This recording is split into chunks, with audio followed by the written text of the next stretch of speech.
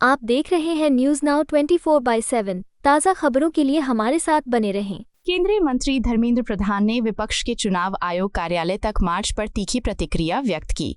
उन्होंने कहा कांग्रेस और उसके नेता राहुल गांधी का रवैया पूरी तरह से दोहरे मापदंड पर आधारित है।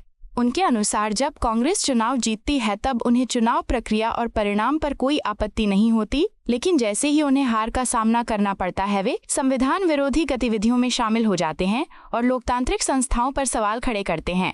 धर्मेंद्र प्रधान ने कहा कि यह रवैया न केवल लोकतांत्रिक मूल्यों के खिलाफ है बल्कि ये जनता के विश्वास को भी चोट पहुंचाता है।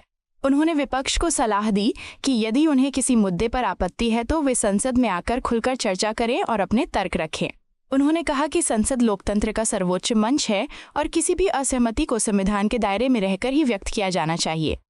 प्रधान ने कांग्रेस द्वारा संवैधानिक संस्थाओं विशेषकर चुनाव आयोग के प्रति दिखाई जाने वाली अनादर की कड़ी निंदा की।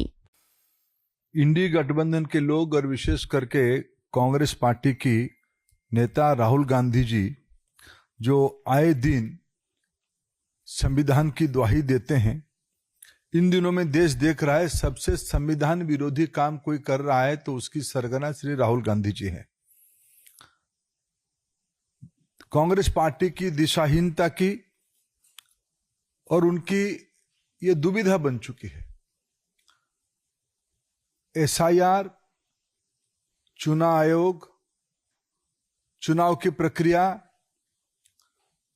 आज एक दुनिया में सिद्ध व्यवस्था बन चुकी है। एसआईआर पहली बार नहीं हो रहा है।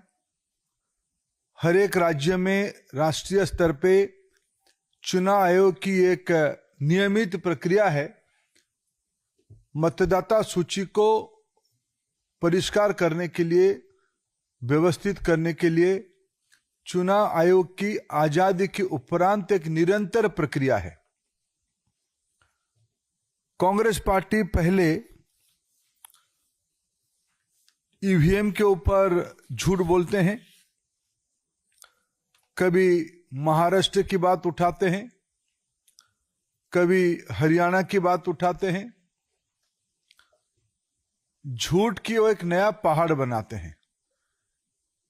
पिछले विशेष करके 2014, 19 और 24 में और उन दिनों में कांग्रेस पार्टी अनेक राज्यों में निरंतर पराजय के कारण एक बैंकरप्सी की स्थिति में पहुंच चुकी है। कोई स्पष्ट मुद्दा हाथ में नहीं है, कोई नीति नहीं है। एक रिएक्शनरी फोर्स के नाते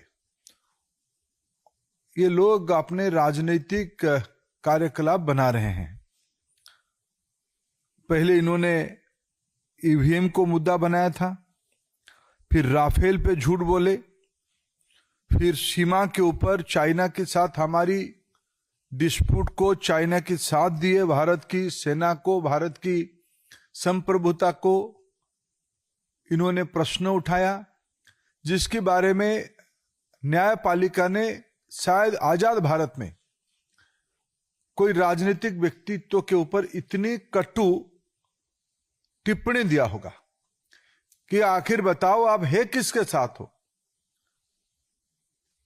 मित्रों, इसीलिए मैंने कहा शुरू में एक वैचारिक दिशाहीनता की और दुविधा की समूह कांग्रेस पार्टी और उसकी नेता राहुल गांधी बन चुके हैं।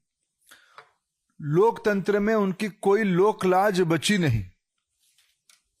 अराजकता धीरे धीरे अहंकार के साथ मिलते हुए देश में एक अस्थिरता पैदा करने की एक सोची समझी रणनीति ये है।